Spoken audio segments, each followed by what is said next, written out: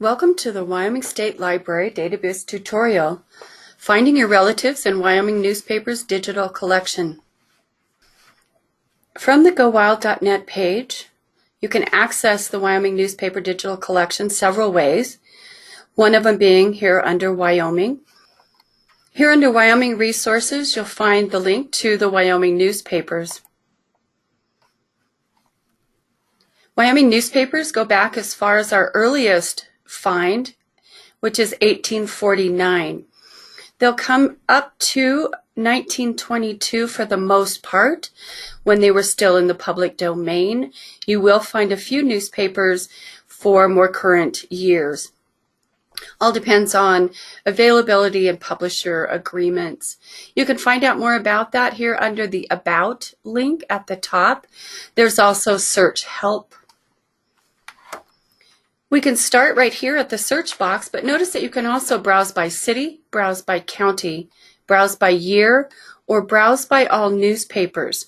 So if you wanted to go in, you knew you had relatives in a specific county in Wyoming, you can go in to, say, Weston County and see what newspapers for that community is available.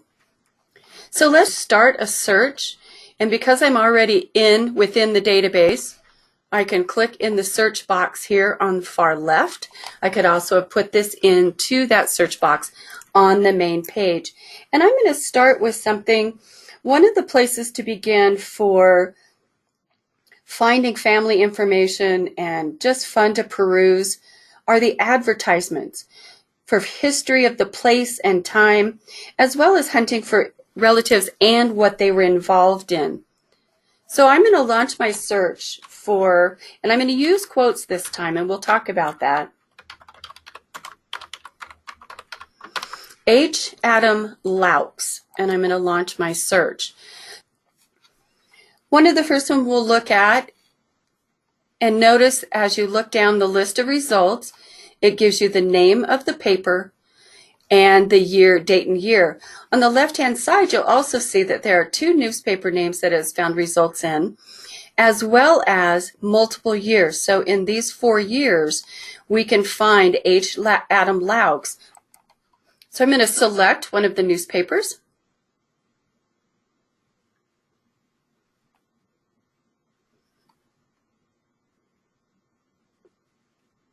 And I've had a little trouble with them loading today. So let me scroll down. Here is the actual scanned page from December 20th, 1907, page 9. And you'll see that we have highlighted H. Adam Laux, florist. So we can deduce by the name of the newspapers that he lived in the Sheridan area and was a florist. We can also see on the right-hand side that he was advertising Christmas trees, but notice it isn't highlighted. So we've got the one on the left under flowers, highlighted in yellow, is H. Adam Laux. On the right-hand side, you'll see, because there's some little goop in the printing, that this one didn't show up. So this is where you're going to try H. Adam Laux in parentheses, but then you're going to also look for Laux, Adam Laux, H. Laux. This is where you become a sleuth and go with what you know all the way and then decrease back your information. The other thing I want to point out is there's some other ads here. So you can see if you were looking for family names, within these ads, you're going to find the names of these people. So under the Union Lumber Company, Donald Stewart was the proprietor. And if you were looking for Scott's Repair Shop, you would score this great picture. And you'll also see the different kinds of things they're advertising. And if we scroll up here on the left, you'll see that you also get to find prices. So you're getting a real sense of the place and their history and what was going on in those towns. Another way, and I'm going to go over here on the far left and just click on New Search, and that clears out my search boxes. Another place, and as genealogists you know about, you search for marriages and deaths. This is another thing that was reported heavily in these early newspapers. I'm going to search marriages first.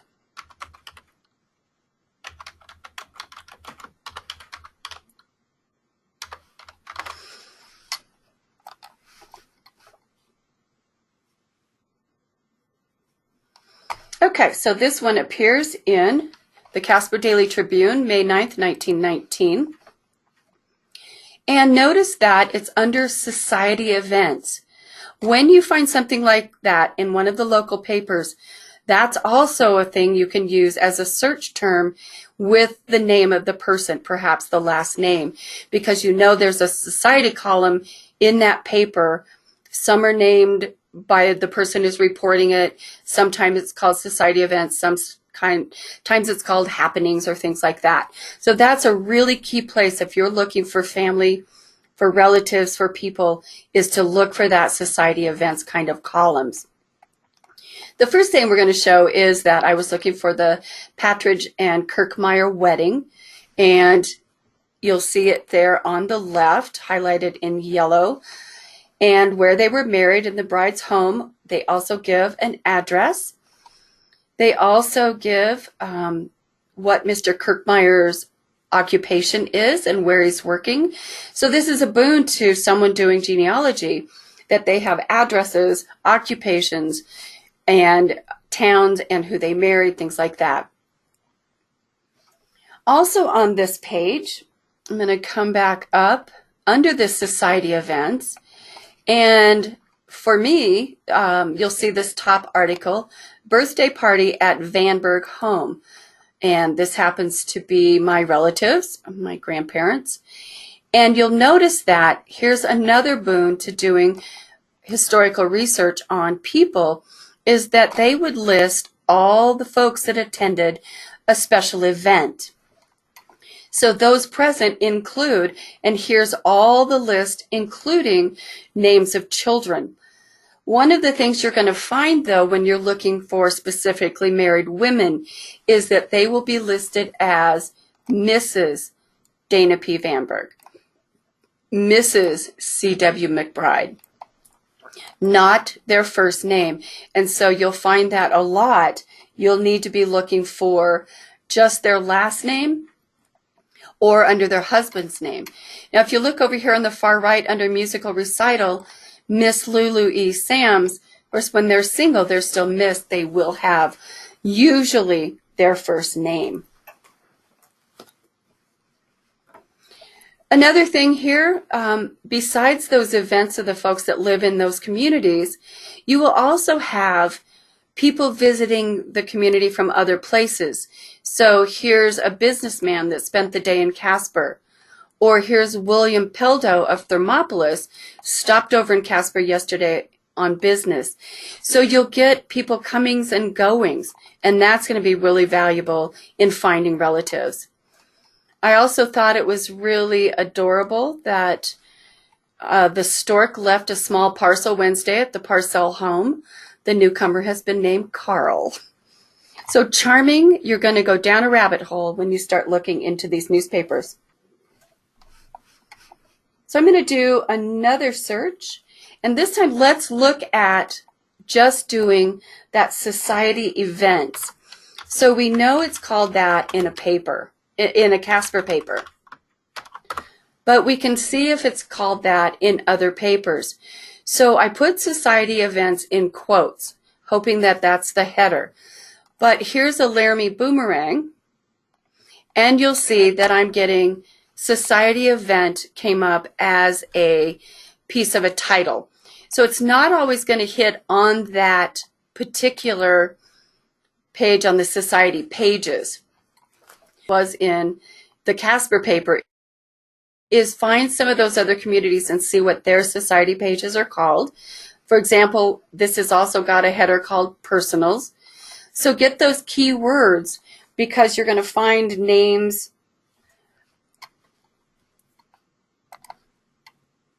You'll notice when I come back to my search results that they're not in date order. They'll be notes. So you'll see that if there's some damage to that page. On the far left, I can narrow my search. So I just did society events. I can narrow that now by newspaper name, and in parentheses next to that it tells me how many times that appears in that newspaper. Also note there's See More, which gives you a great look at some of the newspaper names. And as I scroll down, I can also narrow my search by county, by city, or by year. And this can be really helpful if you're looking for somebody. You can just work year by year, for example, or see what's closest to a date range or when you're getting a lot of hits. So maybe something was going on if they were running for office or something like that. You can see where there's a lot of hits on that date. I'm going to go up and do a new search again, which cleared all of that information out. I'm going to use another term, and I'm going to put funeral notice, but I am not putting parentheses because I found that some of them have funeral notice together and some of them do not. I'm going to take a look at Cheyenne State Leader, but before we do, notice again the notes, the description. It lets you know if there's some problems on a certain page. Probably that'll be the page you needed. But you can get that information there. So I did funeral notice, and this is February 1st, 1920.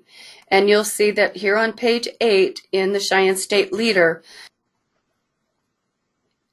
names of the people, where they died, where the funeral is, things like that. But what I want to point out on this page especially is I'm going to go over here to the right where I have the plus sign and make this bigger and make it bigger here. And notice something that we see in newspapers today. If you're searching for Mrs. Elizabeth A. Barkwell, you notice that there's also typo. You've got Burkwell and you have Barkwell. So depending on how it's really spelled. Back to my search results, I want to show you another one here under funeral notice. This time we're in the Rollins Daily Reminder. So the Rollins Daily Reminder, we have, this one is 1942. So again, there are a few papers that we have newer. And this is a great example of some of those homegrown newspapers, hand-typed. Here you're going to see some really fun things because on this one page, you have notices of induction have been mailed to Selective Service Board to registrants. So 1942, of course. I did search funeral services. So here's funeral services and information and who did that service. You also have what's really great is a look at what's being rented or lost and found or what's being sold in these small communities.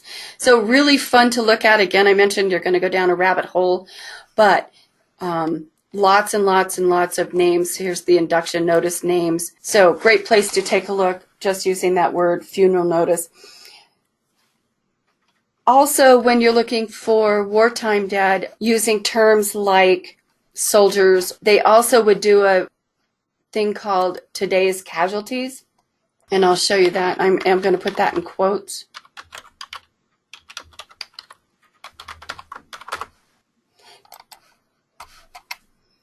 What you're going to find on this under Today's Casualties is at times during the war, the Washington would list casualties, and they would include just in these Wyoming papers for the surrounding states. So this one shows Russell Parr in Encampment, Wyoming, was severely wounded, but they also include some South Dakota, Colorado. I can narrow to a newspaper here on the left, and let's just look at the Basin Republican. So here's the Basin Republican, and it's under Wyoming Boy Falls. 2 more Wyoming boys are included in today's casualty list.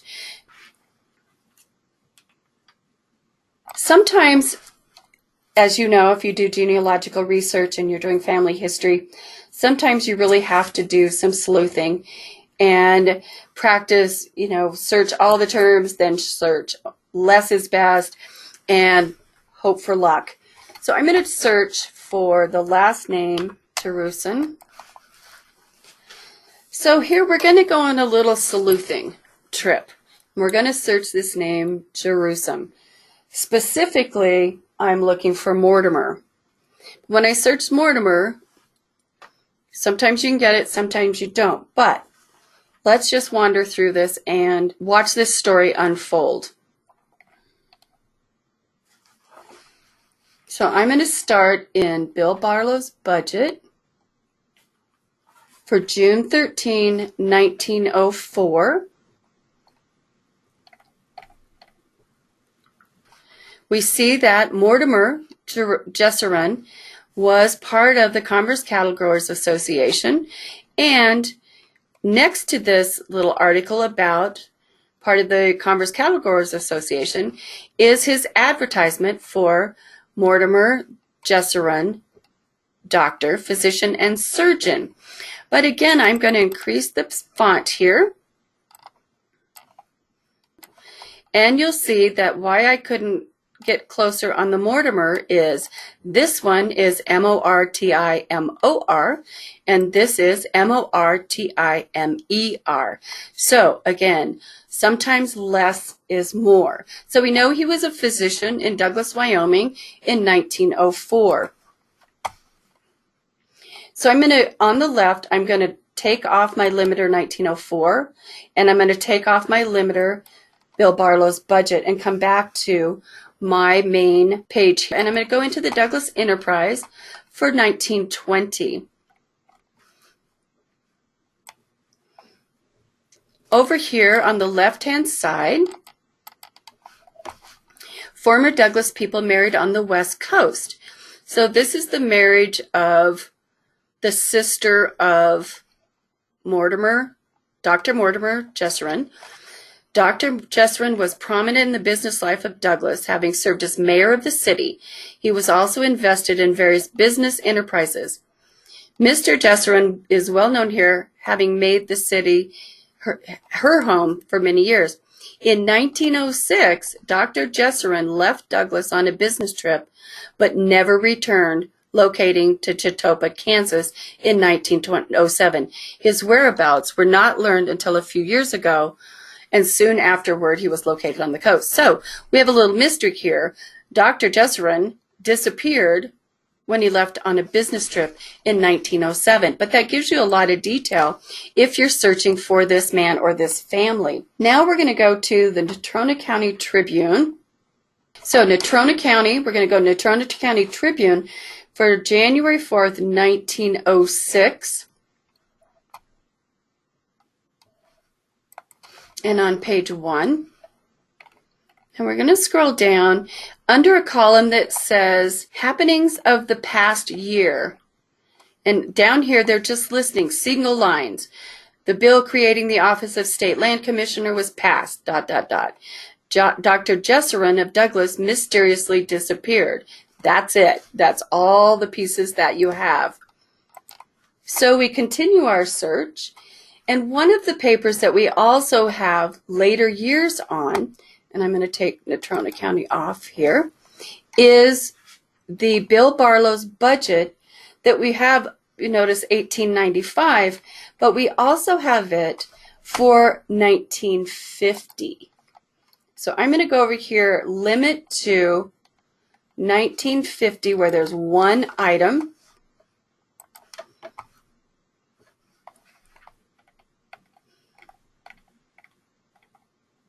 And we're going to have to, under when Douglas was young, and down here in the column, it talks about, let me do a Control F since it didn't highlight it. So if it isn't highlighted in yellow, you can always do Control F. And you'll see Dr. Jesseron left Monday for Omaha and Des Moines to be gone about 10 days. Well, now that we've seen that, we know that Dr. Jesseron left for Omaha and did not ever come back. So that's using these newspapers to follow a lead, pick up these loose threads, work on little bits of information that you find and start to piece them all together in these newspapers. I'm going to go back to the very main page of it. Bear with me. There we go. So starting at this page, you have a lot of family information available to you. Little tidbits, because they listed so many things, whether they were buying land, whether land was transferred, whether they were the postmaster, whether they were playing bridge on Saturday night with a group of young women, whether they had a solo, whether they were the preacher in the church, whether they were the doctor who disappeared on a community, soldiers in the war. Deaths were reported very gruesomely, in lots of detail. But you can also come at it if you don't really have, you just have a family last name, for example, or you wanted to browse by county, by city, or by newspapers. You can go in and do that. So if I were searching my name, which I have to put mine in quotes, and I click search, I can narrow to just a year. On the left, I can narrow just to Casper, so you can narrow it down. You can see where that name was showing up, that you can start to find these people and narrow this down. So take a look at some of these. Try out your family name or a famous local history person. Try out some of the names as we're going into this anniversary year for women's suffrage. Use these newspapers to find out what's going on, not only in our communities and our state, but in conjunction with what was going on in the world. So it's great for students doing research on, perhaps they're looking at World War I. Well, what was going on in our small communities? What were they raising money for? What were the items that they were having to get coupons for? You can look at movements of families or lack of movement on families and farms. You can look at maybe the name of the place changed, and that's why you weren't finding a family member, because that place in Wyoming, the name changed when they, became a bigger county or something like that. So this is a great, wonderful place to look for your ancestors. Use this. Make sure you click on New Search so you can clear out your search results. Notice that you can get as detailed as you want on a search, but as we saw, it's going to take some tenacity because it's reading off of that old print in old paper. You may have to go to just that community's paper and browse through, look through all the society columns, look through all the land purchases and read those names. Some of them were part of their town organizations or the Masons or whatever. So it's a great place full of lots of information, including just getting lost in all the fun pricing and clothing and the way they reported information. The Wyoming State Library is putting a piece up most days in their Facebook and blog. So take a look at that. She's highlighting some great pieces and finds.